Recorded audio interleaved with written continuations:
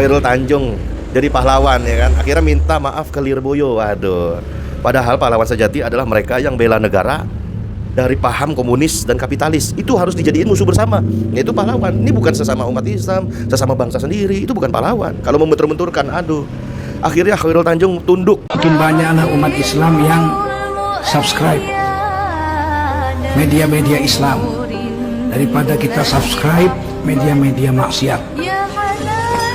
Assalamualaikum, jumpa lagi Al-Fakir Rabi Faisal, Jumat Berkah 24 Oktober 2025. Pasti panjang umur perubahan, panjang umur perjuangan. Gak mau berubah, gak mau berjuang.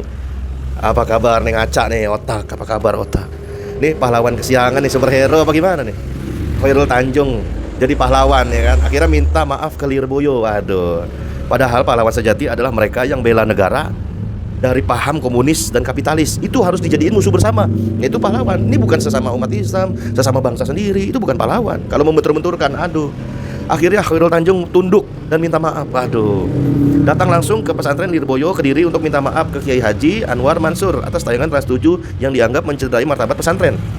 Dalam pertemuan tertutup ini, ya kan, tertutup, bos CT Corp itu berjanji memperbaiki sistem dan menghadirkan program yang menonjolkan nilai pesantren. Iya, dan sebagainya macamnya lah. Kita nggak tahu faktanya, orang pertemuannya tertutup ya kan.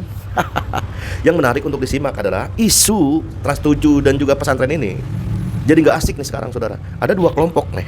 Kelompok pertama yang mendukung Trans 7, berantas pembodohan, kuparat, ahlul bidah, ternyata orang-orang Wahabi.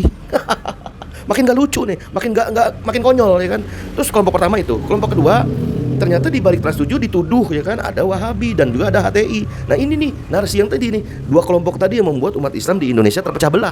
Yang harusnya fokusnya komunis dan kapitalis sebagai musuh bersama, tapi menjadikan sesama umat Islam musuh sendiri. Aduh, kacau. Ini seperti apa sih pepatah Arab? Kami dimakan pada hari ketika banteng putih dimakan. Nah, pepatah Arab ini mengandung nuansa peringatan dan sindiran. Kami dimakan pada hari ketika banteng putih dimakan.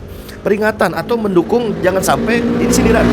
Bahasa pepatah ini sindiran untuk tidak berdiam diri saat ketidakadilan terjadi, dengan implikasi bahwa mereka akan menghadapi konsekuensi yang serupa nanti ya di masa akan datang.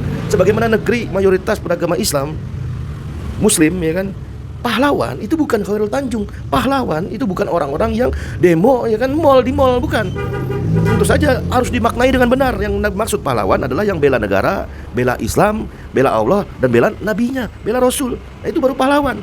Seorang pahlawan sejati adalah orang yang berjihad di jalan Allah. Innallaha hashtara minal mu'minina anfusahum wa amwalahum bi anna lahumul jannah. Udah dibeli nih, diri kita udah dibeli, badan kita udah dibeli, mata kita, telinga kita udah dibeli. Dibeli dengan apa? Surga, kan gitu kan. Apalagi dalam kondisi ketika negeri ini dijajah oleh sistem buatan Yunani kuno, demokrasi. Nah, tentulah ini kewajiban kita bersama sebagai orang yang ngaku santri, sebagai orang yang ngaku ulama, sebagai orang yang ngaku asatid, sebagai orang yang ngaku-ngaku punya yayasan untuk berjuang amar ma'ruf nahi mungkar, melawan setiap ketidakadilan, melawan setiap kezoliman, dan melawan setiap apapun, sejengkal apapun yang namanya kezoliman.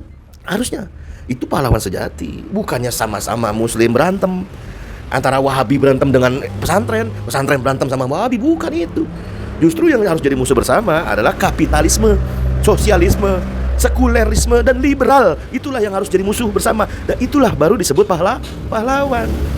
Bukan orang yang minta maaf, bukan orang yang membela kezoliman, membela pengkultusan ya kan, pentakdisan, takdis ama, taklid buta, taklid membabi buta. Bukan itu.